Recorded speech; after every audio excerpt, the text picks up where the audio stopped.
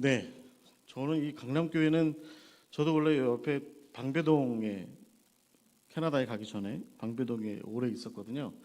그래서 여기 그때 왔을 때는 이런 모양새가 아니었는데 오늘 와서 보니까 거의 전 몇십 년 만에 온 것 같아요. 그랬더니 아주 멋있게 잘 바뀌었고 또 우리 제가 이제 교단에 있을 때 늘 우리 정인규 교수님 그래서 제가 머리를 조아리고 고개를 숙이고 또 우리 목사님 여기서 다시 뵙게 돼서 반갑고요. 우리 목사님 여기서 뵈니까 10년은 젊어 보이시네요. 그래서 학교에 계실 때보다 10년은 더 젊어 보이셔서 여기가 더 좋으신 거다.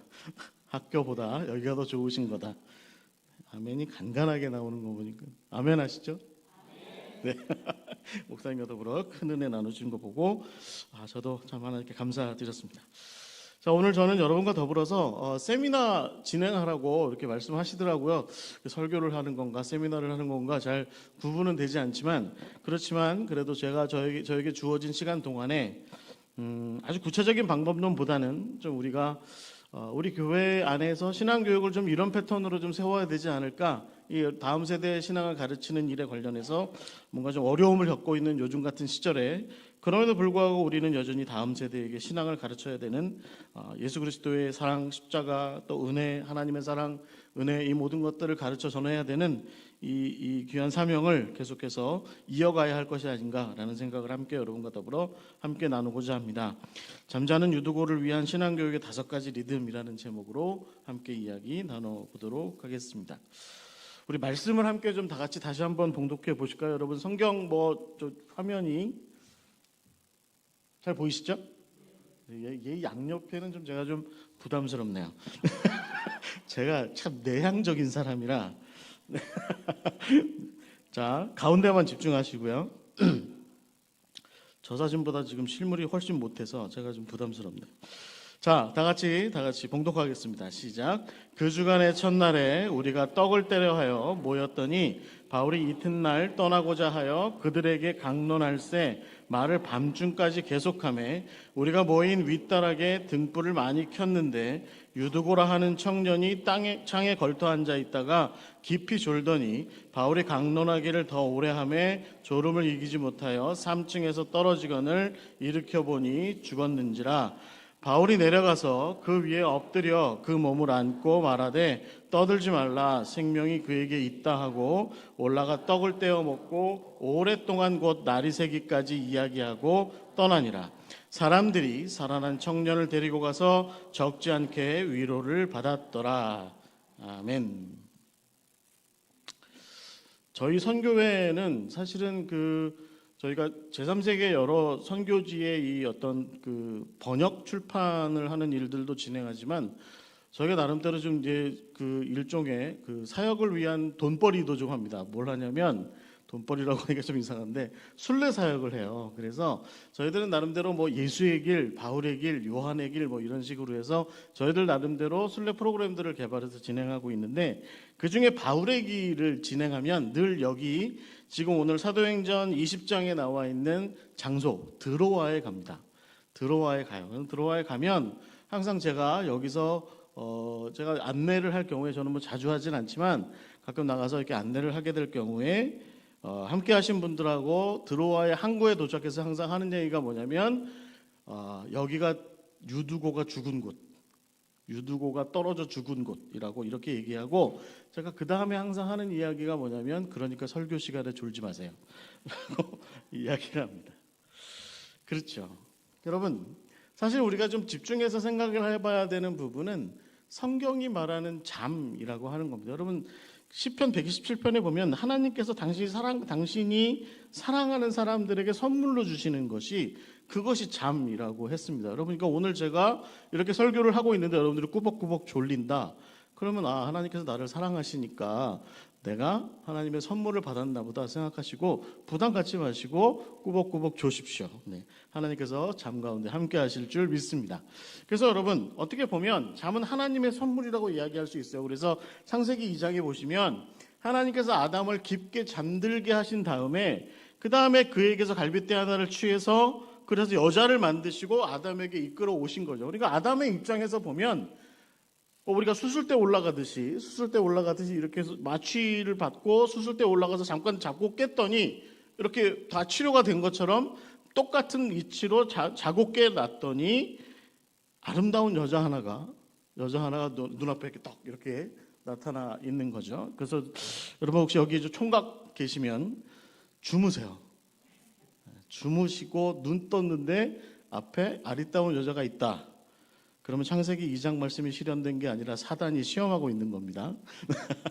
조심하시고, 중요한 것은 창세기 2장 말씀대로 보면 사실은 마치 그 시편 127편의 말씀처럼 잠을 하나님께서 당신이 사랑하는 사람들에게 선물로 주는 것처럼 오늘 여기 창세기 2장 말씀에도 하나님께서 잠든 아담에게 선물처럼 파트너를 돕는 배필 여자, 이걸 선물로 주신 거죠. 그래서 성경은 어떻게 보면 그 시작 포인트에서 잠이라고 하는 것이 하나님께서 이렇게 선물로 뭔가를 이렇게 주시는 것 같은 그런 이야기로 우리가 볼 수 있습니다.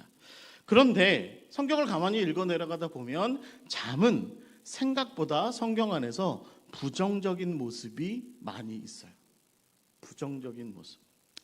어떤 뭐냐면 예전에 여기 제가 이제 어떤 부흥사 목사님께서 저희 교회 제가 여기 방배동에서 사역할 때 부흥사 목사님께서 이렇게 설교하러 오셔가지고 막 그냥 설교하시다가 뭐라 그러더라 잠들게 하는 마귀가 있다고. 잠들게 하는 마귀는 항상 옆에, 옛날에는 강대상 뒤에 이렇게 의자가 있었죠. 그리고 옆에 앉아 있대요. 옆에 앉아가지고 이렇게 그분 표현에 의하면 아주 예쁜 연미복을 입고 아주 이렇게 화장을 곱게 한 남자 귀신이 옆에 앉아가지고 쌩글쌩글 웃고 있대요. 그러면 졸립대요. 그러면 설교 시간에 조는 거래요. 그러면서 자기 옆에 보이냐고 물러갈지어다 막 이렇게 하시더라고요.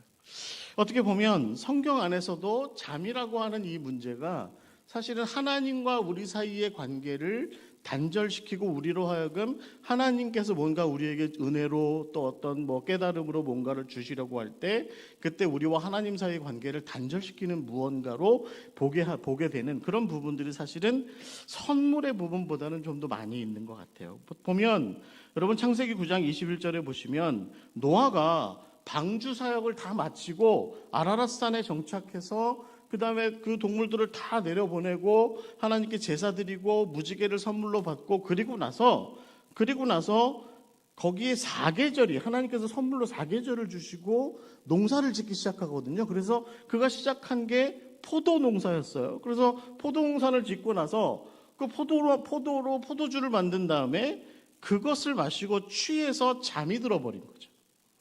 그러면 이것이 노아에게 있어서의 잠의 문제입니다. 그럼 여러분 우리가 잘 아는 것처럼 그 다음에 그 노아의 아들 중에 함이 그 잠든 아버지를 보고 주석의 표현대로 하자면 음란한 마음을 품은 거예요.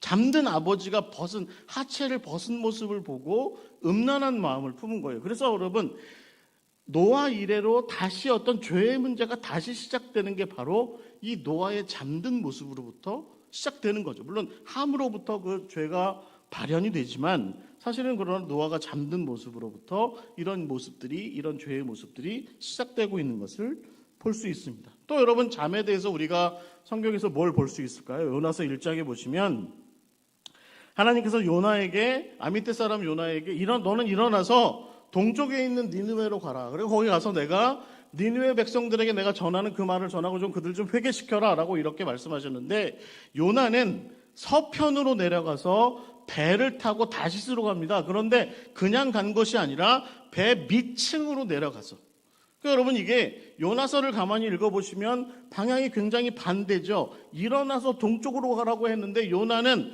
서쪽으로 가서 내려가서 엎어져 잔 겁니다.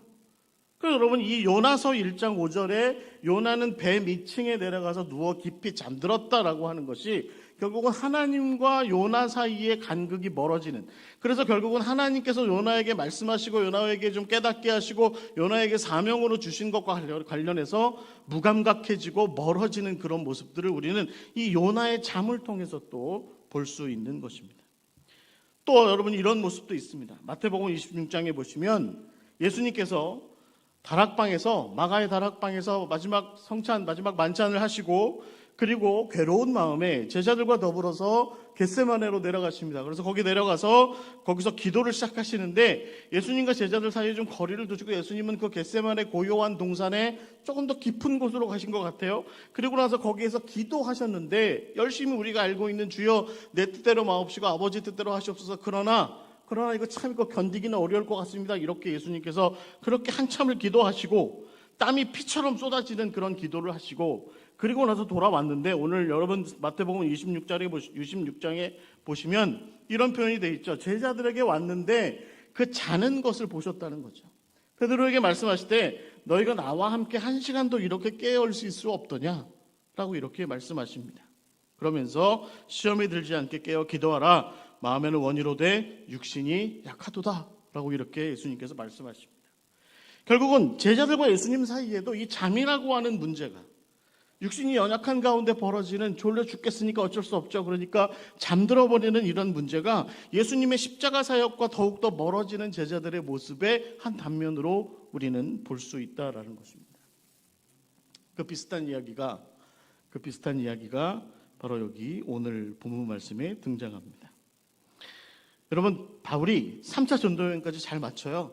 그리고 나서 아가야 마게도니아를 다 거쳐서 저기 일루리곤까지 가서 열심히 복음을 전하고, 그리고 나서 돌아와서 이제 내가 고린도까지 왔다가 고린도에서 로마로 좀 갈 궁리를 하다가 그게 잘 안 되니까 이게 하나님께서 아마도 내가 다시 예루살렘으로 돌아가서 뭔가 해결되지 못한, 그러니까 헌금을, 연보를 좀 전달해야 되는 문제라든지, 아니면 그가 4번째로 전도여행을 떠나는 것에 관련해서 예루살렘 교회나 안디옥 교회 사람들과 더불어 좀 상의를 해야 되는 문제일지, 여러 가지 건을 가지고서 다시 예루살렘으로 돌아가라고 하나님께서 말씀하시구나 보다라고 생각하고 그가 왔던 길을 다시 돌아서 가게 되는데, 돌아가는 길에, 예루살렘으로 다시 돌아가는 길에 이 드로아를 거쳐서 가게 된 거죠. 그런데 예루살렘으로 가는 길이 쉽지 않아요. 왜냐하면 예루살렘으로 가게 되면 거기에서 혹시 뭔가 어려움을 겪을 수도 있겠다. 왜냐하면 이전에 예루살렘에 갔을 때는 바울이 그닥 그렇게 알려지지 않았던 사람이었으니까 그랬지만, 이제는 바울이 근동의 유대인들 사이에서 다 이름이 알려져 있는 상황이라, 아무래도 그가 유대의 정통한 어떤 율법이나 하나님의 말씀을, 또 토라의 말씀을 전하는 것이 아니라 예수의 복음이라고 하는 것을 전하러 다니는 우리 중에 이단자다라고 하는 이야기가 더 많이 퍼져 있는 바람에, 예루살렘에 돌아가면 혹시 큰일을 당하지 않을까, 이제 자기가 혹시 목숨이 위태로워질 수도 있겠다라고 하는 그런 염려 속에 이 드로아에 들렀을 때 자기가 거기에 세워둔 교회 공동체 사람들과 더불어서 나누는 이 시간이 마지막 시간일 수도 있겠다 싶은 생각에 말이 길어지기 시작한 거예요. 여러분도 그러시죠? 다 그러셨잖아요. 지난번 명절 때 애들 다 집에 돌아가기 전에 앉혀놓고 한 30분 설교 안 하셨어요? 저희 장모님은 하시던데 저희 장모님은 앉으셔가지고, 그러니까 말이야, 저희 장모님 저기 여의도 순복음교회 다니시거든요. 돌아가신 조용기 목사님께서 이런 말씀도 하셨고 저런 말씀도 하셨고 해서 막 설교를 하시더라고요. 그래가지고 우리 조카 녀석이 앉아서 꾸벅꾸벅 졸더라고요.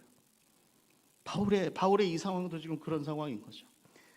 떠나가면 다시 보기 어려울 것 같으니까, 혹시 다시 볼 날이 언제일지 모르겠으니까, 그러니까 내가 좀 더 많은 말들을 좀 해서 한마디라도 더 하나님의 말씀을, 예수 그리스도의 십자가의 복음을 좀 열심히 전해야 되겠다라고 하는 생각에, 여러분 7절 말씀에 보시면 뭐라고 돼 있어요? 다음 날 떠날 때가 됐으니까 7일을 머물었는데, 그 마지막 날 아마 이날이 안식날인 것 같아요. 우리 안식일 날 지나서 그 다음 날 떠날 계획을 갖고 있으니까 이제 그 전날 밤에 바울의 말이 길어지기 시작한 겁니다. 거기 보시면 7절 말씀에 보시면 강론할새 말이 밤중까지 계속되었다라고 이렇게 되어 있습니다. 그 다음에 저는 성경에 아주 특이하게 물리화학적인 법칙이 여기에 나와 있어요. 보이세요? 8절 말씀에 보시면 우리가 모인 윗다락에 등불을 많이 켰다. 불을 많이 켰으니까 불이 뭘 잡아먹어요? 산소를 잡아먹을 거 아니겠습니까? 산소가 부족해지면 어떻게 돼요? 졸음마귀가 여기 앉아있는 졸음마귀가 웃기 시작한다고요. 배시시 웃기 시작한다고요. 그러면 졸리게 되는 거죠. 졸리기 시작하는 거죠. 여러분 너무 자연스러운 현상을 여기다가 이렇게 기술을 해놨더라고요. 그런데 거기에 유두고라고 하는 청년이 창문에 걸터 앉아 있다가 졸기 시작한 거죠.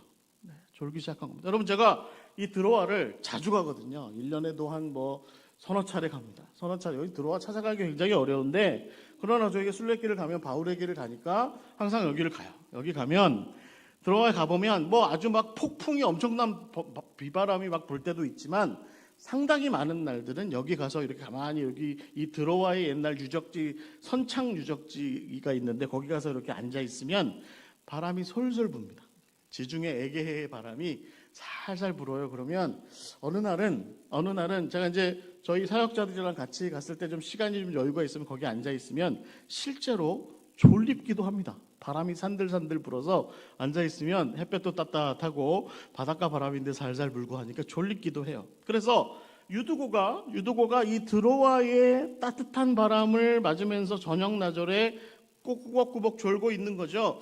아버지 따라왔는데 엄마 따라 교회 왔는데 바울 선생님이 강론한다고 그래서 엄마가 꼭 들어야 된다고 해서 따라왔는데 와서 앉아 있는데 아니 그냥 한 30분만 하면 될 것을 1시간이 지나고 2시간이 지나고 3시간이 지나도 끝나지 않으니까 너무 졸리니까 아마도 이 앞쪽에 아빠 옆에 앉아 있다가 이 친구가 너무 졸리니까 그래도 어른 설교하시는데 졸지는 말아야겠다는 생각에 그래도 바람이나 쐴 겸해서 창문 가까이 가서 앉아 있었던 것 같습니다. 그런데 거기 여러분 9절 말씀에 뭐라고 돼 있어요? 깊이 졸았는데 바울이 강론하기를 더 오래 했다. 여러분 이건 거의 제가 볼 땐 설교자의 폭력입니다. 설교자의 폭력이에요. 많이 조는 것 같다 싶으면 설교를 멈춰야 돼요. 여러분 지금 빨리 조는 척 하세요. 그럼 제가 3시간 안에 끝내드리겠습니다.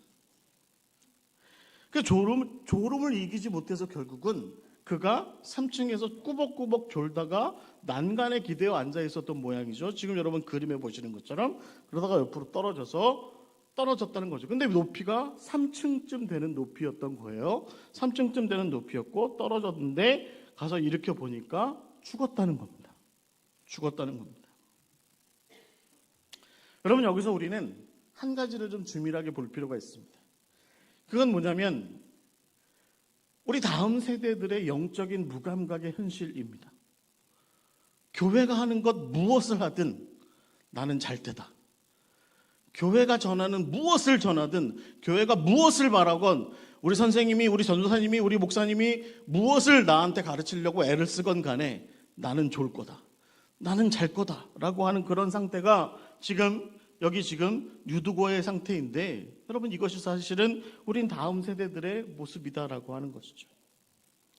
제가 지금 많이 만나고 있는 여러 목사님들이나 전사님들이나 교사들 많은 사람들이 지금 젊은 세대들에게서 느끼고 있는 것은 사실은 이 모습입니다. 오늘날 한국교회가 그냥 강남교회만 겪고 있는 문제가 아니라 우리 한국교회가 대체적으로 다 겪고 있는 문제의 핵심은 뭐냐면 바로 지금 다음 세대가 교회가 무엇을 하건 일단 귀 막고 눈 감고 있다라고 하는 것입니다. 잠자고 있다는 것이죠. 잠자고 있다. 마치 요나처럼, 마치 예수님의 제자들처럼, 마치 노아처럼 또 성경의 아무개처럼 그렇게 잠자고 있는, 그래서 하나님께서 무엇을 말씀하시는지, 하나님께서 무엇을 우리에게 깨닫게 하시는지, 하나님께서 우리에게 뭐라 말씀하시든지 간에 나는 안 들려, 나는 듣지 않을 거야 라고 하는 그렇게 귀를 막은 상태, 그렇게 눈을 닫은 상태, 그것이 바로 잠자고 있는 모습이고, 그 잠자고 있는 모습을 사실은 우리는 영적인 무감각의 모습으로 볼 수 있다라고 저는 여러분 함께 나누고 싶어요. 여러분 저는요, 예수님께서 성경에서 여러 병자들을 고치신 중에 특별히 여러분 나병 환자, 한센시병, 문둥병, 이 병을 고치신 사건에 대해서 저는 관심을 갖습니다. 여러분 이 병의 특징이 뭡니까? 이 병의 특징은 뭐냐면 느끼지 못한다는 겁니다. 느끼지 못한다는 거예요. 제가 알고 있는 어떤 인도에 사역하시는 선교사님께서 거기에 지금도 나병이 아직도 있는 사람들이 있대요. 그 사람들 틈바구니에 한번 간 적이 있었는데 그 사람들이 하는 일이 있답니다. 그 사람들이 하는 일은 뭐냐면 뜨거운 불에서 뭔가를 끄집어내는 일을 그 사람들이 그 일을 해요. 그렇게 해주는 거, 뭐 감자가 됐든 무슨 옥수수가 됐든 그걸 끄집어내는 일, 그 일을 위해서 이 선교사님이 왜 당신이 그 일을 하고 있냐고 물으니까 옆에 사람이 얘기해 주기를 못 느낀다는 겁니다. 못 느끼니까 그런 일을 하고, 못 느끼니까 그런 일을 하고 돈 받고 일을 한다는 거예요. 여러분, 성경의 나병을 예수님께서 왜 그렇게 열심히 치료하셨냐면 이것이 바로 영적인 무감각을 의미하는 거예요. 느낌이 없다는 거죠. 외부로부터 오는 어떤 자극에 대해서 아무런 감각을 갖지 못한다는 거예요. 마치 여러분, 이런 모습은 우리가 유두고의 잠자는 자의 모습에서 볼 수 있습니다. 우리 다음 세대가 하나님께서 말씀하시는 무엇에 대해서도, 하나님께서 가르치시는 무엇에 대해서도, 우리 교회가 예수의 이름으로 전하고 가르치는 십자가에 대해서 그 무엇에 대해서도 아무런 감각적인 느낌을 갖지 못하는 그 상태가 지금 유두고의 모습이고 오늘 우리의 다음 세대의 모습일 수 있다. 그들은 더 나아가서 이 나병 환자 같은 그런 모습을 갖고 있다라고 하는 것을 우리가 함께 직시하여 볼 수 있어야 할 것 같습니다.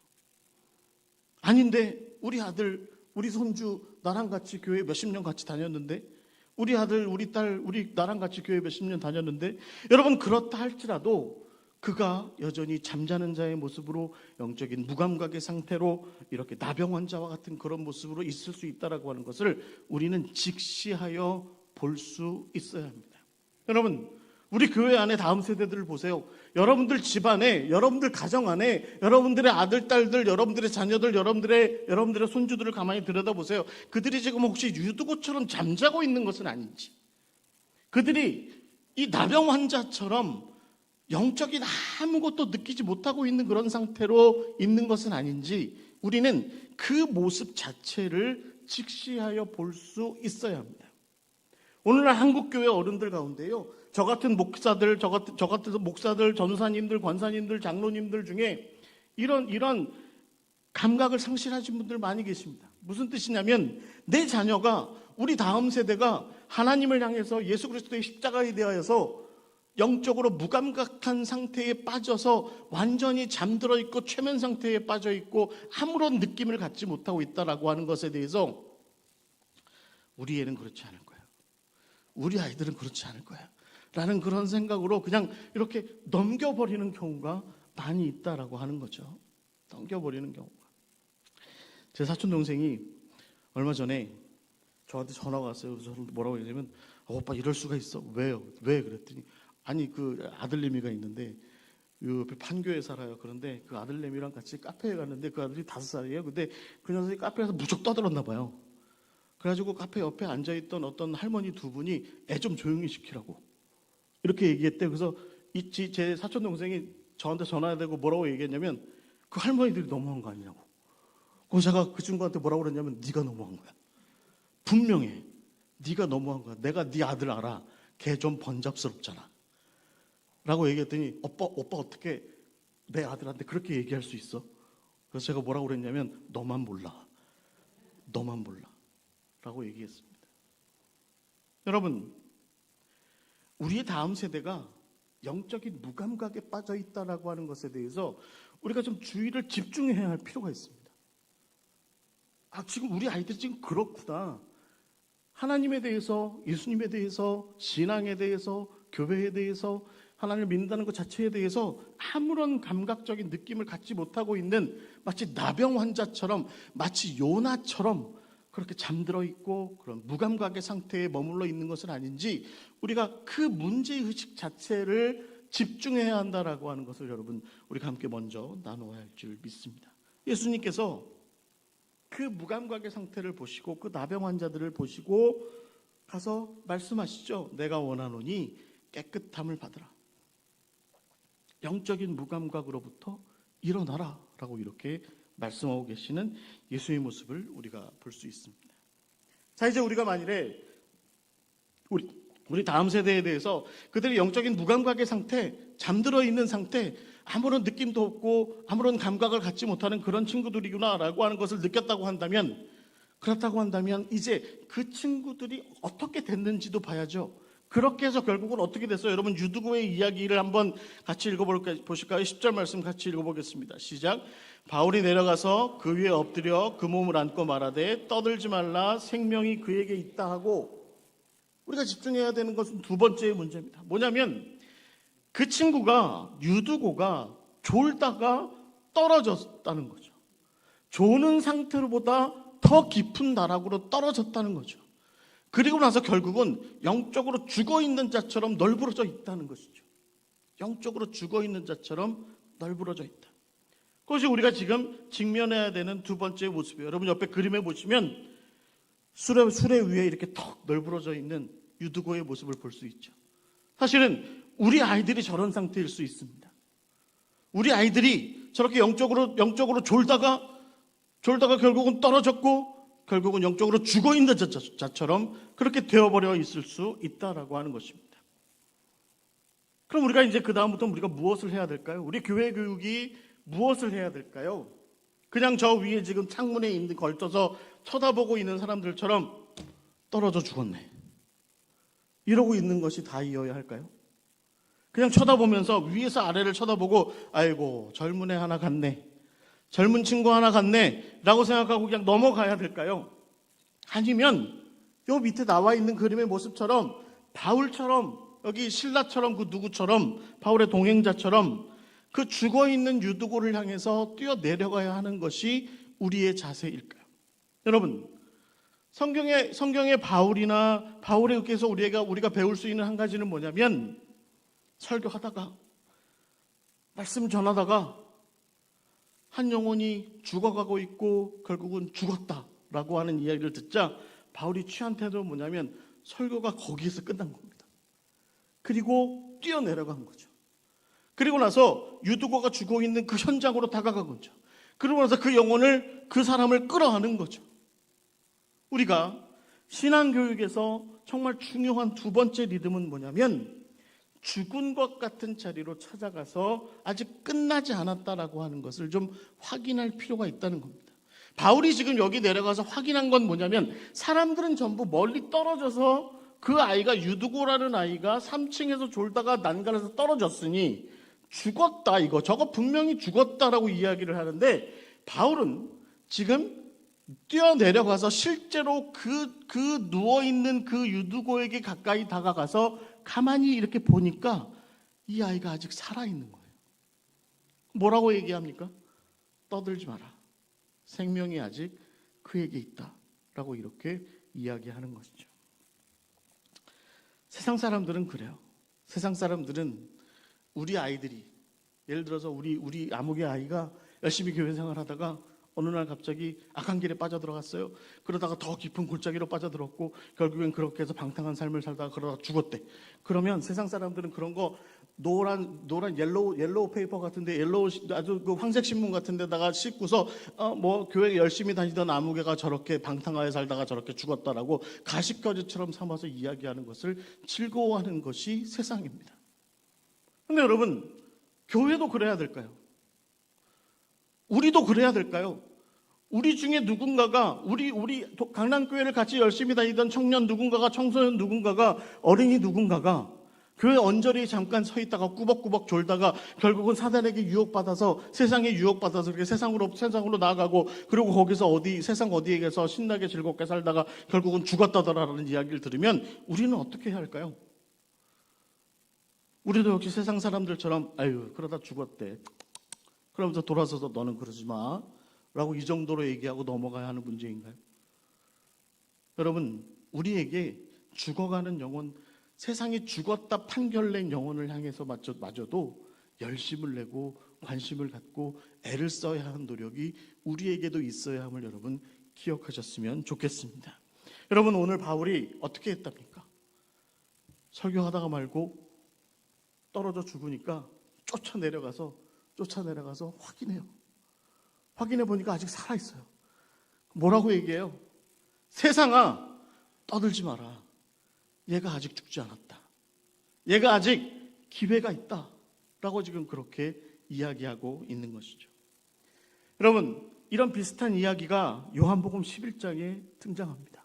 예수님께서 유대 땅을 가셔서 열심히 사역하시다가 어느 날 소문을 들었어요. 소식을 들었어요. 자기 친구 중에 나사로가 죽었다는 얘기를 들으신 거죠. 병들었다는 얘기를 들으신 거죠. 그리고 가시다가 보니까 나사로가 죽었다는 소식마저 들으셨어요. 베다니 가까이 이르렀는데 여동생이 나와서, 마르다가 나와서, 예수님 조금 일찍 오셨으면 우리 오빠가 살았을 텐데, 이렇게 얘기합니다. 우리 오빠 죽었어요 라고 이야기합니다. 예수님께서 그렇게 말하는 마르다를 제끼고 계속해서 죽은 나사로를 향해 가까이 다가가세요. 그런데 이번에 마리아가 나타나서, 예수님 우리 오빠 죽었잖아요, 왜 이제 오셨어요? 라고 이야기합니다. 그래서 예수님께서, 아니 잠깐만, 죽은 거 아닐 텐데 라고 얘기하고 마리아마저 살짝 옆으로 밀어두시고 계속해서 그 나사로를 향해서 가까이 다가갑니다. 마침내 나사로가 있는 곳에 도착했어요. 그랬더니 사람들이 옆에서 수군거려요. 죽은 자 뭐하러 찾아왔어? 이미 죽었는데, 그가 이미 죽어서 무덤 속에 들어가 있는데, 수위에 다 쌓아져서 무덤 속에 들어가 있는데 이제 와서 뭘 어쩌려고 그렇게 찾아온 거야? 라고 말씀하실 때 예수님께서 뭐라고 말씀하시냐면, 아니 우리 친구 나사로가 잠들었다라고 말씀하세요. 그리고 나서 무덤을 향해서 큰 소리로 외치십니다. 나사로야 나와라. 나사로야 나와라 라고 말씀하십니다. 여러분, 오늘 한국교회가요, 이런 병이 좀 하나 생겼어요. 무슨 병이냐면 다음 세대 포기병. 쟤네들 아마 하나님 믿기는 어려울 것 같아. 저 친구들 아마 하나님 우리처럼 신앙하고 살기는 어려울 것 같아. 세대를 좀 뛰어넘어 보자, 이런 얘기를 합니다. 여러분, 제 조카 녀석이 최근에 대웅제약에 다니는데, 그 친구가 대웅제약에서 뭐라고 그래, 인사관리관 뭐 이런 거를 해요. 인사관리관을 하는데 말하자면 면접을 보러 오는 면접을 보러 오는 사람들, 취직을 위해서 면접을 보러 오는 사람들을 위해서 걸러내는 거죠. 걸러내는 건데, 면접관리관 그 팀장이 이 친구 제 조카한테 뭐라고 얘기했냐면, MG를 걸러라. MG를 걸러라, 이렇게 얘기를 하더래요. 그래서 그걸 어떻게 걸으냐고 그랬더니 자꾸 대화를 하다 보면 MG의 특성이 나타난다는 거죠. 그래서 MG를 걸러야 한다고 이렇게 얘기를 한다는 거예요. 그래서 이 친구가, 아니 그래도 그 세대를 그렇게 구별해서 그렇게 넘어가는 게 쉽지 않은데 그랬더니, 회사에서 뭐라고 얘기했냐면, MG가 내는 어떤 그 폐해가 훨씬 더 심각하다 최근에.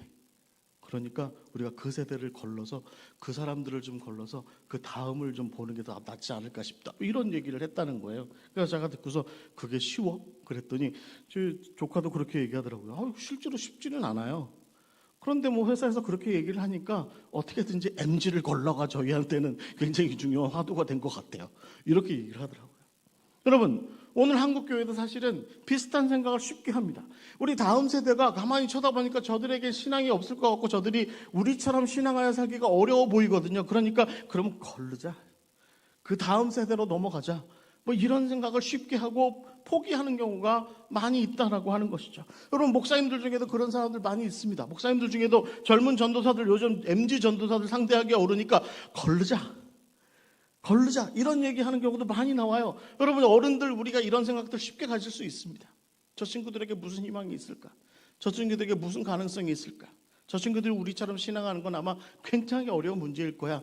차라리 우리가 포기하자, 이런 생각을 쉽게 하는 거죠. 마치 유두고 죽어있는 모습을 3층에서 쳐다보면서 죽었네 라고 얘기하는 사람들의 그 모습과 동일한 것이죠. 그럴 때 여러분, 우리는 예수님께서 하신 모습을 잘 기억해야 될 줄 믿습니다. 예수님께서 뭐라고 말씀하세요? 나사로가 죽은 게 아니라 잠자고 있다. 잠자는 자를 깨우는 게 중요하다라고 말씀하시면서 예수님께서 나사로를 깨우신 거죠. 나사로야, 잠 그만 자고, 너 왜 그렇게 잠자는 그 잠버릇이 고약하냐? 왜 무덤 들어가서 자고 있어?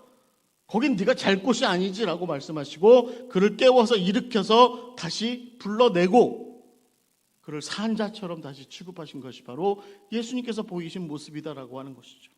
여러분, 우리 교회 가운데 다음 세대에 대한 신앙교육이 청소년들을 바라보고 청년들을 바라보고 또 우리 어린아이들을 쳐다볼 때 얘네들에게 정말 신앙이라고 하는 것이 심겨질까? 나랑 똑같은 여호와 하나님에 대한 그 신앙이 얘네들이 동일하게 좀 갖게 될 수 있을까? 집에 돌아가서 여러분들의 자제분들이나 여러분들의 손주분들이나 그런 친구들을 가만히 쳐다보면 와, 어렵겠다, 내가 봐도 힘들겠다, 나 얘네랑 천국생활 같이 하는 건 쉽지 않은 문제일 것 같아, 그런 절망감이 드시죠? 그러나 그럴 때일수록의 바울처럼, 그럴 때일수록의 예수님처럼 저들도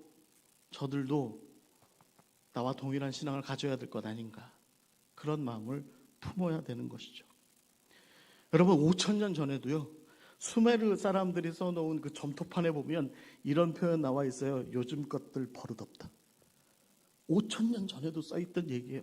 우리도요, 저도 이제 50대 중반인데 저도 그랬고, 여기 죄송하지만 여기 저보다 나이 많으신 어르신들 다 그러지 않으셨어요? 젊은 시절에 저나 여러분들은 다 뭐 그러면 어른들한테 칭찬받고 크셨어요?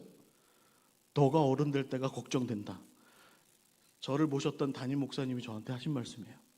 제가 이수교회, 여기 옆에 이수교회 있을 때 저희 담임 목사님이 저한테, 강전사 어른 되면 큰일이다, 그렇게 해서 어떻게 할래? 걱정하셨어요. 요즘 저 만나면 제가 그거 가지고 요즘에 딴지 걸어요, 목사님한테. 올로 목사님 되셨거든요. 목사님 저한테 그런 얘기 하셨죠. 밥 사세요, 밥. 저 요즘에 열심히 해요. 목사님도 저한테 말씀하세요. 그래, 그때는 참 희망 없어 보였는데 요즘 강 목사 하는 거 보면 정말 좋아. 너무 좋아. 내가 밥 살게. 내가 잘못했어. 내가 잘못 말했어. 라고 말씀하시더라고요.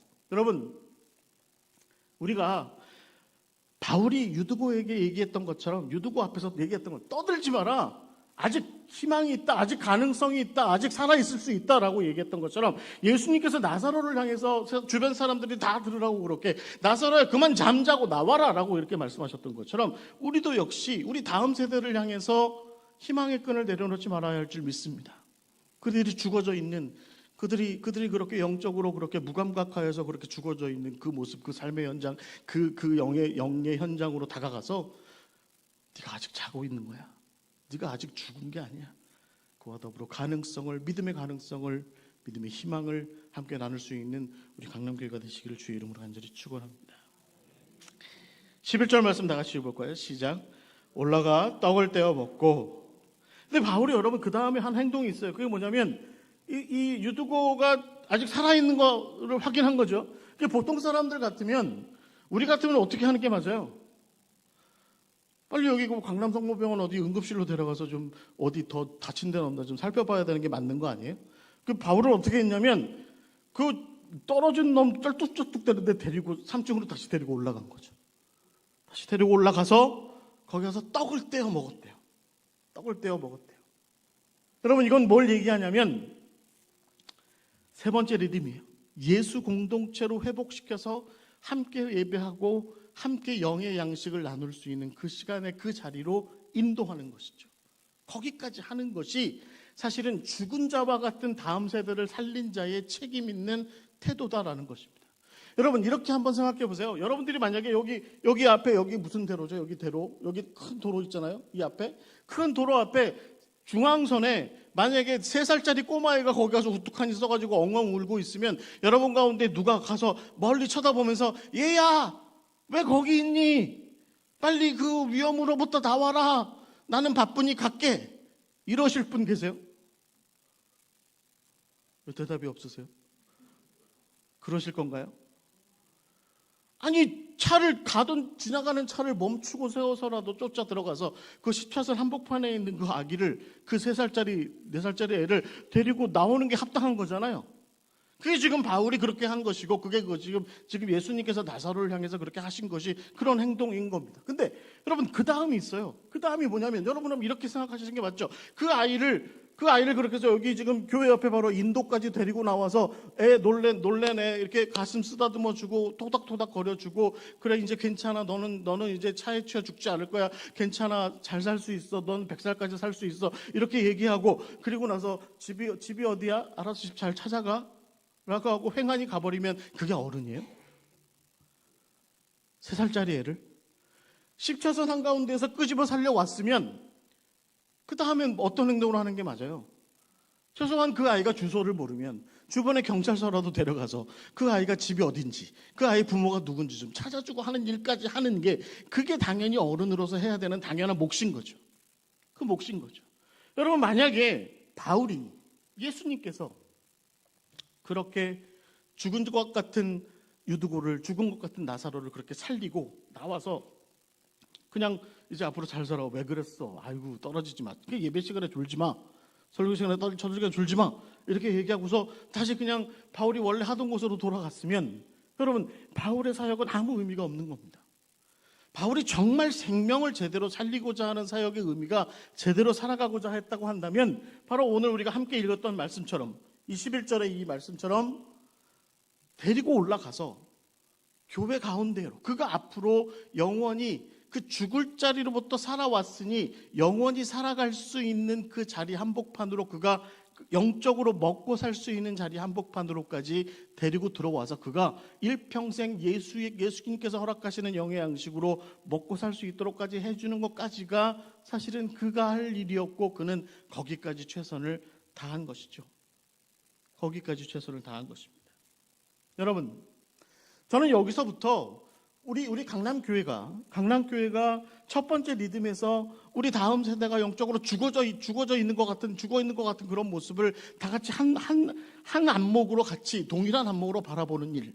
그러면서 그가 그렇게 해서 그들이 어떻게 세상 가운데 널브러진 채로 살아가고 있는지를 직시하고 그들에게 다가가서 그들을 영적으로 구원해내는 일을 위해서 교회 전체가 노력해야 된다고 한다면, 그 다음 마땅히 해야 되는 일이 뭐냐면, 그가 영적으로 일평생에 먹고 살 수 있도록 해줄 수 있는 안전한 장소로까지 이끄는 것까지가 사실은, 즉 말하자면 여기 강남교회가 드리고 있는 모든 예배 가운데 한복판의 자리까지 인도하여 되는 일이, 그 일이 사실은 우리가 죽어가는 한 영혼을 위해서 해야 될, 끝까지 그 책임을 다하는 그 노력의 마지막 어떤 모습이다라고 하는 것입니다.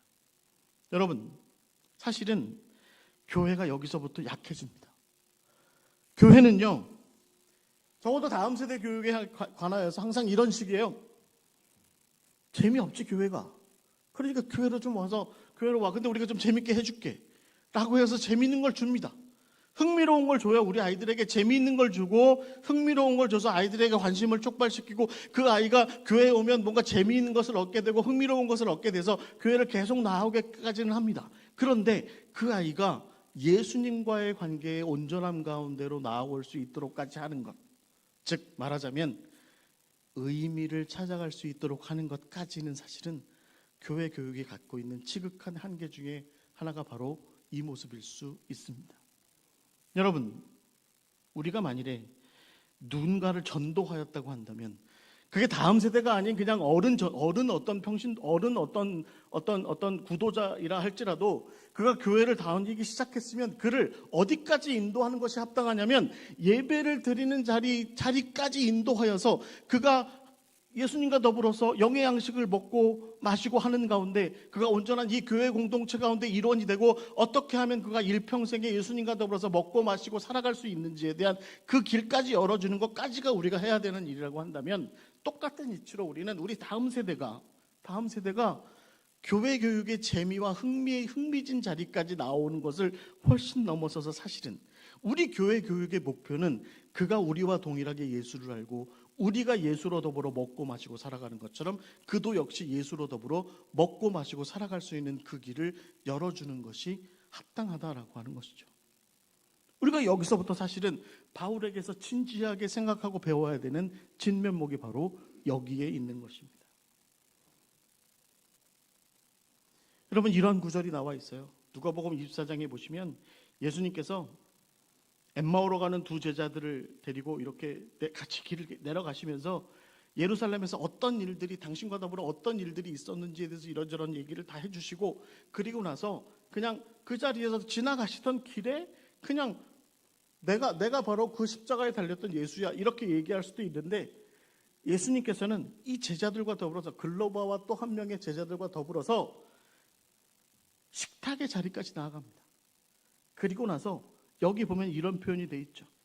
떡을 가지사 축사하시고 떼어서 그들에게 주셨더니 그들의 눈이 밝아져서 그인 줄을 알아보았다. 우리도 역시 마찬가지죠. 우리도 역시 죽은 것 같은 유두고를 살아 일으켜서 다시 데리고 올라왔으면 그가 예수를 알아보고 예수를 깨닫게 되고 예수로 더불어 먹고 살게 되고 예수로 더불어 힘을 내게 되는, 다시 살아나게 되는, 온전히 살아나게 되는 그 자리까지 인도하기까지 마지막 최선을 다하는 그것이 우리의 노력이다라고 하는 것입니다. 우리의 노력. 여러분, 우리 강남교회가 다음 세대 한 명을 제대로 살리기 위해서 이 마지막 노력까지 경주하시는 여러분 되시기를 주의 이름으로 간절히 축원합니다. 이제 마지막입니다. 마지막이 뭐냐면 함께 다 같이 봉독해 볼게요. 시작. 오랫동안 곧 날이 새기까지 얘기하고 떠나니라. 저는 이 구절을 읽을 때마다 피식 웃어요. 왜냐하면 여러분, 유두고가 왜 죽었어요? 제가 아까 말씀드렸잖아요. 유두고 왜 죽었다고요? 바울이 설교를 길게 해서. 그건 진짜 직접적인 사인이에요. 제가 볼 때는. 설교를 길게 하니까 유두고가 끝내 견디지 못하고 졸음을 이기지 못하고 떨어져 죽었거든요. 살려왔잖아요. 그래서 떡을 떼는 일까지, 그러니까 말하자면 그 드로아의 다락방, 그 교회 공동체의 한 중심까지 끌고 들어오는 것까지 다 했는데, 그래서 많은 사람들이 야, 이제 우리 유두고가 진짜로 제대로 살았다. 그래서 많은 그 드로아 교회의 많은 사람들이 유두고 만세, 예수님 만세 막 이렇게 외치고 있는데, 바울은 어떻게 하는 거냐면 유두고의 손을 잡고 끌고 들어가는 겁니다. 하나 더 깊은 골방으로 끌고 들어가요. 그리고 나서 유두고한테 물어요. 이렇게 묻는 거죠. 너 어느 부분에서 떨어져 죽었지? 묻는 거예요. 유두고가 황당하죠. 저 졸아서 잘 모르는데요. 그럼 너 어느 부분부터 졸았어? 그러니까 선생님이 아마 출애굽 얘기할 때부터 존 것 같은데요. 그러니까 바울이 얘기하는 거죠. 거의 초반부터 졸았네. 다시. 자, 그러면 다시 시작하는 거야. 다시 나랑 다시 하는 거야. 뭐라고 돼 있습니까? 오랫동안 곧 날이 새기까지 이야기했다. 여러분, 교육은 네 번째 리듬에서 우리가 좀 봐야 되는 건 뭐냐면, 교육은 거의 끝판왕입니다. 교회가 벌이고 있는 모든 생명을 살리고자 하는 모든 어떤 기동대 같은 어떤 119 같은 그런 행동으로부터, 어떤 축제를 벌이는 것 같은 그런 모든 행동으로부터, 교육은 그 모든 생명을 살리는 축가의 잔치가 다 끝난 마당부터 시작되는 게 교육이에요. 그 다음에 시작되는 게 교육입니다. 그 데리고 들어가서 이제부터 네가 본격적으로 너의 마음 가운데 심어야 될, 너의 삶 가운데, 너의 영혼 가운데 깊이 뿌리 내려야 될 하나님의 얘기가 있어. 예수님의 얘기가 있어. 내가 이제부터 본격적으로 너한테 그 얘기를 해줄 거야. 내가 너한테 그것을 가르쳐 줄 거야 라고 이야기하는 겁니다. 여러분, 우리 교회에서 교회 교육을 많은 분들이 이렇게 생각해요. 그냥 애들을, 우리 어린이들을, 우리 청소년들을 어딘가에 구석에 있는 예배실에다 모아놓고 그냥 그들끼리 앉아가지고 성경 이야기 나누는 것 정도로 생각을 합니다. 근데 여러분, 제가 지금 앞서서 세 가지 리듬을 쭉 말씀드린 것까지 다 한번 연결해서 생각해 보세요. 그러면 우리는 아이들을 위해서 교회 전체가 버려야 되는 어떤 119 구조대 같은 행동들이 있고, 그리고 그 아이가 살아서 돌아왔을 때 그 아이가 영적으로 더욱더 건강하여질 수 있기를 위한 예배를 중심으로 한 어떤 축제적인 모습이 있고, 그리고 나서 교회가 다시 버려야 되는 일은 뭐냐면, 우리 귀한 선생님들한테 자, 이제부터는 여러분들의 몫입니다. 바울이 유두고를 끝끝내 말씀 사역으로 온전히 제대로 살렸던 것처럼 여러분이 우리 아이들을 위해서 이제부터 잘 맡아주시기 바랍니다 라고 그렇게 넘겨줬을 때, 우리 선생님들이, 우리 교회 전사님들이, 선생님들이 목자의 마음으로 신실하게 가르치는 것까지 그 일을 감당하는 그것이 사실은 교회 교육의 뒤안길, 마지막 뒷모습이다라고 하는 것입니다. 여러분, 저는 항상 예수님의 이야기에서 부활 이후에 무언가가 더 있었다라고 하는 것에 관심을 가져요. 여러분, 예수님께서 부활하시고 나서 40일 동안 이 땅에 계셨다는 거 사실을 아십니까? 그래서 우리는 사실은 예수님께서 그렇게 해서 아까 제가 말씀드린 대로 엠마오로 내려가는 제자들에게도 나타나시고 여자들에게도 나타나시고 또 다락방에도 나타나시고 다락방에 한 번 나타나셨을 때 저기 누구죠? 누구였죠? 도마. 네. 도마가 못 봤다고 그러니까 또 서비스 정신 발휘하셔서 한 번 더 나타나시고 그래가지고 뭐 옆구리 찔러보라고 하시고 또 이렇게 손가락 넣어보라고 하시고 아빠 죽겠는데 참으시고 찔러봤어? 라고 말씀하시고 그런 행동 다 하시죠. 근데 여러분 누가복음과 사도행전을 가만히 읽어보면 그 중간중간 사이사이에 예수님께서 하신 일이 있어요. 그게 뭐냐면 당신이 이 땅 가운데 왜 오셨고 당신이 왜 십자가를 지셨고 왜 부활하셨는지 그래서 앞으로 일어날 일들이 무엇인지에 대해서 제자들과 더불어서 함께 나누고 가르치시는 시간을 가지셨다는 겁니다. 우리는 부활 이후에 예수님께서 무슨 마술사처럼 요술사처럼 짠 하고 나타나서 나 살았다 메롱이지 야구르지 뭐 이러고 다니셨다라고 잘 알고 있지만 그러나 사실은 예수님께서 정말로 관심을 가지신 것은 그건 뭐냐면 당신이 부활하셨다라고 하는 것을 증명하시기 위한 어떤 나타나심 뿐만 아니라 사실은 제자들과 함께 하시면서 당신이 왜 이런 일들을 벌이시고 이런 일들이 일어나게 하나님의 뜻 가운데 일어나게 되었는지에 대해서 꾸준히 말씀하시는 가운데 그 제자들을 가르치시는 일들을 하셨다는 거예요. 저는요, 많은 신약신학자들이 생각보다 예수님의 제자들, 여러분 우리가 알고 있는 예수님의 제자들이 어떤 사람들이에요? 저 갈릴리 호수에서 어부 생활하던 무지랭이 막 이런 사람들이라고 얘기하잖아요. 그런 사람들인데도 불구하고 그 사람들이 바울처럼 똑똑한 그런 사람들이 다가 아니었는데 그 사람들이 예수님께서 부활하시고 승천하시고 나서 성령을 받자마자 오순절에 성령을 받자마자 생각보다 굉장히 발빠르게 곳곳을 다니면서 아주 일치된 하나님의 나라에 관련된 예수님의 십자가 복음에 관련된 이야기들을 아주 잘 정돈된 채로 증거하고 전하고 다니기 시작했다라고 하는 것에 저는 관심을 갖습니다. 그런 일들이 어떻게 일어나게 됐을까요? 그런 일들이 일어나게 된 것은 그들이 어느 날 갑자기 하늘 빛이 열리고 계시를 받아서 그렇게 된 것이 아니라 사실은 부활하신 예수님께서 40일 동안 계시면서 무척이나 바쁘게 다니시는 와중에도 짬짬이 제자들을 둘러 앉혀놓고 가르치신 거죠. 마치 유두고에게 바울이 그렇게 한 것처럼 가르치신 겁니다. 가르치시는 일들, 그 구약의 말씀을 다 들어서 당신이 어떤 일들을 하셨는지에 대해서 제자들을 일깨우는 일들에 굉장히 열심히셨던 겁니다. 그래서 저는 저희 교회에서 얘기할 때 40일 동안 예수님께서 계셨을 때 예수님은 무척 바쁘셨다. 무척 바쁘셨다. 당신이 부활하신 것을 드러내는 것도 바빴지만 당신 제자들에게 그 짧은 기간 동안 열심히 가르치시기 위해서 최선을 다하시는 그 시간이 바로 이 40일의 시간이었다라고 하는 것이죠. 여러분, 우리에게도 사실은 1년에 우리 교회의 우리 아이들과 더불어 함께 나눌 수 있는 시간은 이 정도의 시간입니다. 예수님의 40일 정도의 시간과 우리가 1년 동안 우리가 아이들을 가르치는 시간의 크기는 그닥 다르지 않습니다. 우리가 우리 아이들에게 반선생님으로서 교사로서 마땅히 섰다고 한다면 예수님께서 그렇게 바쁘게 분주하게 40일을 보내신 것처럼 바울이 그렇게 살아 돌아와서 어리버리한 그 유두고 데려다가 다시 또 강론을 시작하고 끝끝내 그가 알고 들어야 했던 이야기들을 밤을 새서라도 그렇게 다 가르쳤던 것처럼 우리 역시 바울처럼 예수님처럼 우리 아이들이 마땅히 알고 깨닫고 변화하여서 새 사람으로 살아갈 만한 그 지식과 그 지혜를 우리 아이들에게도 가르치고 전하는 일이 우리에게 무척 중요하다라고 하는 것 우리가 기억해야 할 줄 믿습니다. 여러분, 그랬더니 결국에 어떤 일들이 일어나요? 12절 말씀 다 같이 읽어볼까요? 시작.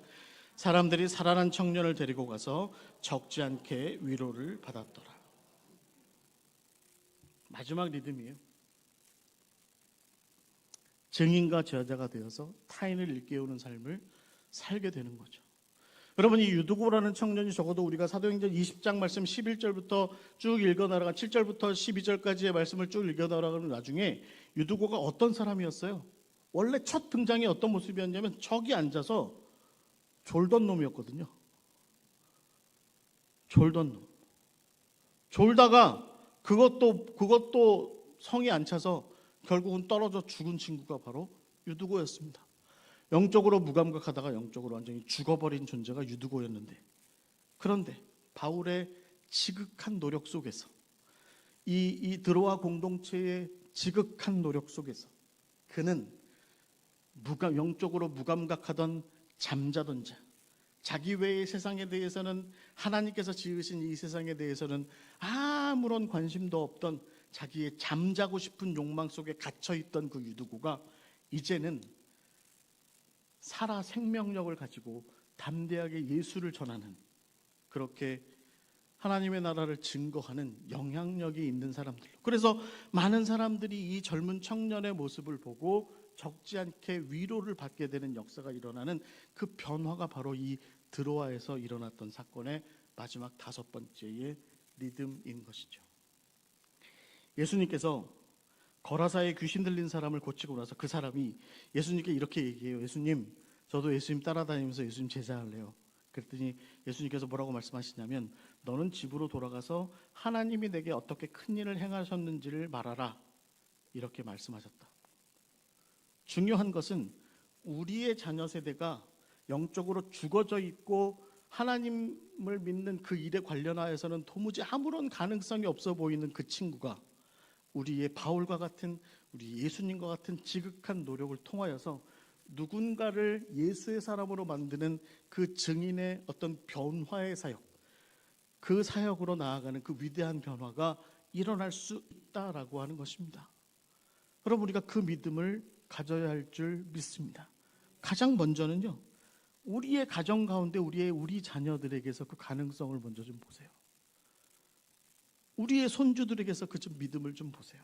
그리고 우리 강남교회에 줄어들어 간다고 하는 이 다음 세대 우리 어린이들과 청소년들에게서 그럼에도 불구하고 그 가능성이 일어날 수 있겠다라고 하는 것을 좀 볼 수 있는, 그렇게 해서 그 변화가 실질적으로 나타나는 것을 유두고에게서 본 것처럼 그렇게 우리도 좀 볼 수 있는 우리 강남교회가 되어야 할 줄 믿습니다.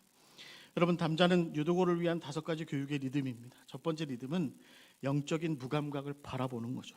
유두고가 잠자다가 죽었다라고 하는 것을, 그 현실 자체를 우리가 좀 다 같이 한 눈으로, 한 안목으로 바라보는 것. 그리고 나서 그러나 그렇게 죽었다라고 세상이 판명하는, 세상이 부정하고 세상이 가능성 없다라고 이야기하는 그 친구에게서 우리는 그럼에도 불구하고 하나님 안에서 예수 그리스도의 십자가의 보혈의 능력 가운데에서 가능성을 보고 아직 끝나지 않았다라고 하는 것을, 그 가능성을 찾아내는 것이 2번째일 것 같아요.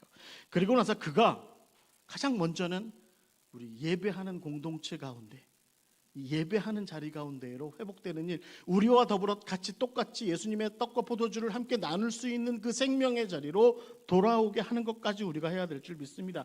그리고 나면 교사들의 역할이 여기서부터 있어요. 그건 뭐냐면, 그렇게 교회 공동체와 더불어 살아 돌아온 그 친구를 데리고 가서 날이 새기까지 내 진력을 다하여서 예수 그리스도의 하나님의 나라의 일들을 가르치고 깨우치는 것이죠. 그렇게 되었을 때 그에게 성령이 임하여 그가 잠자던 자에서 깨어나 증인된 삶으로 일어나게 될 줄을 믿으시기 바랍니다. 저는요, 이런 교회만 와도 교회가 되게 커 보여요. 저희 교회는 30명 모이거든요. 30명. 여기 우리 목사님 앉으시는 자리 요만한 게 저희 교회입니다. 그러니까 항상 이렇게 코앞에서 이렇게 설교해요. 근데 여러분, 저는 이렇게 멀리 이만큼만 떨어져도 와, 크다, 교회 크다, 이렇게 생각합니다. 여러분, 강남교회는 어린이가 몇 명입니까? 청소년들은 몇 명인가요? 우리 장로님이신가요? 몇 명이나 되나요? 네, 많네요. 저희 교회는 1명입니다. 1명이에요. 작년에 5명 있었어요. 그런데 집사님 한 분이 남편 따라서 저 지방으로 전근 가시는 바람에 그나마 여자아이가 그 집에서 나왔는데 그 아이가 떠났습니다. 부산으로. 그리고 2명이 저랑 같이 사역하시던 목사님이 최근에 선교사로 나가시겠다고 해가지고 떠났어요. 그리고 이제 두 명이 남았어요. 남자아이 형제 둘이. 그 중에 하나가 이번에 중학교에 입학했어요. 그래가지고 자기 엄마 아빠한테 자기는 신앙적으로 독립하겠다고 선언을 했어요. 그래가지고 그 친구가 저기 어디 동부이촌동 거기 사는데 거기 그 충신교회라는 데 자기 친구들 다니는 교회로 다니겠다고 그래가지고 한 명이 나갔어요. 그래서 한 명 남았어요. 한 명. 저희 교회 한 명이에요. 한 명. 오늘도 그 친구 혼자 앉아 있는 거예요. 그 친구가. 그래가지고 저희 교회 어른들은요 다 걔만 쳐다봐. 걔가 뭘 먹는지, 예배 시간에 조는지 다 주의 깊게 쳐다봐요. 부담스러워. 이준인데 지금 5학년이거든요. 교회 오면 목사님 저는 교회가 너무 부담스러워요. 왜? 그랬더니 다 저만 쳐다봐요. 다 저만 쳐다봐요. 그래요. 그래서 제가 항상 뭐라고 그러냐면 그래서 뭐 관심 갖는 거 싫어? 그랬더니 아니요. 좋긴 좋아요. 그래서 내가 알더 너 저기 뭐야 지난주에도 암흑의 권사님이 너한테 용돈 줬잖아. 너 솔직히 얘기해봐. 너 주일날 받아가는 용돈이 얼마야? 그랬더니 꽤 된대. 꽤 된대. 저만 해도 지난주에 2만 원 줬거든요. 저만 해도 꽤 돼요. 저희 교회는요 교육 예산이 600만 원이에요. 한 달에 50만 원씩 쓰게 돼 있거든요. 50만 원을 이준이를 위해서만 써야 돼요. 우리 걔는 한 달에 50만 원짜리예요. 걔는 600만 원을 예산을 다 쓰잖아요. 그럼 걔는 진짜 그래서 언젠가 제가 한번 물었어요. 너 이거 다 모아가지고 내가 아이패드 사줄까? 그랬더니 굉장히 좋아하더라고요. 물론 엄마의 반대에 부딪혔지만 저희 교회는 그 한 명의 아이에게 어떻게든지 관심을 기울입니다. 최근에 저희 교회를 왔다 갔다 하는 부부가 생겼어요. 근데 그 아이 그 부부 그 부인 뱃속에 아기가 있어요. 아기가 있어요. 그래서 제가 항상 기도합니다. 하나님 우리 교회도 이제 2명 되게 하여 주시옵소서. 기도합니다. 저는요 가끔 우리 성도들한테 그런 얘기합니다. 우리 이준이가 어떻게 신앙을 하고 커가는지 우리 30명의 어른이 좀 다 같이 집중하여 보는 것도 전 좋다고 생각한다고. 이준이가 부담스러워하겠지만 좋다고 생각한다고. 그러면 저희 성도들은요 아멘을 외칩니다. 아멘을 외쳐요. 오늘도 제가 여기 빠져나오는데 그 이준이가 오늘 저희 교회 밥은 북엇국이었거든요. 근데 이준이는 밥이 뭐였냐면 소세지, 동그랑땡 뭐 이렇게 따로 있었어요. 담임 목사님도 못 받아 먹는 별도의 독상을 걔는 받아 먹어요. 교회에서. 교회 밥하시는 권사님이 이쁘다고 걔만 밥을 따로 집에서 해갖고 와요. 그래서 걔만 따로 줘. 걔만. 그럼 항상 제가 걔를 저 옆에 앉혀요. 걔 반찬 뺏어 먹으려고 옆에 앉혀요. 여러분 한 명이 있지만 희망 교회 교육이 멈춰 있지는 않습니다. 저희 교회가 한 명이 있지만 저희 교회 교육합니다. 이번에 사순절에 그 한 명을 데려다가 놓고 매주 토요일 날 저희 전도사님이 제자 훈련 할 거예요. 한 명을 데리고 맨날 교회로 데리고 와서 토요일마다 제자 훈련을 이 사순절 기간 동안 하기로 했어요. 이준이하고도 약속했어요. 여러분 우리한테 정말 중요한 것은 교육적으로 집중하는 것입니다. 교육의 사명에 관련하여 우리가 한 마음으로 집중하는 것, 한 안목으로 바라보는 것, 그리고 그 아이가 한 명이든 5명이든 10명이든 온전한 그리스도의 사람이 되어서 내가 알고 있는 예수를 그도 알게 될 때까지 최선을 다하는 겁니다. 그것이 사실은 우리한테 정말 중요한 사명인 줄 믿으시기 바랍니다. 한국 교회는요 대단한 부흥잔치의 시대를 이제 끝냈습니다. 이제 정말 중요한 건 뭘까요? 우리 각자가 가지고 있는 신앙의 질의 문제입니다. 그리고 그 질을 잘 높여야 돼요. 지금이. 좀 전에도 올라오기 전에 목사님께서 저한테 그렇게 말씀하시더라고요. 저는 그 말씀에 정말 동감합니다. 우리의 신앙의 질을 높여서 그 신앙, 질 높은 신앙을 적은 숫자이지만 다음 세대들에게 잘 전하면 그들이 어른이 되었을 때 놀라운 영향력을 유두고처럼 발휘할 줄 믿습니다. 지금 당장 보기에 잠자는 것 같고, 당장 보기에 맨날 졸고 앉아 있고, 당장 보기에 맨날 게임만 하고 앉아 있고, 당장 보기에 뭔가 중독되어서 문제가 많은 애들처럼 보일지 모르겠지만, 우리가 유두고에게 관심 갖듯 그렇게 관심을 내려놓지 않고 최선을 다하면 언젠가 그도 유두고처럼 변화되어서 적지 않은 사람들에게 위로가 되는 예수 그리스도의 사람이 될 줄 믿으시기를 주의 이름으로 간절히 축원합니다.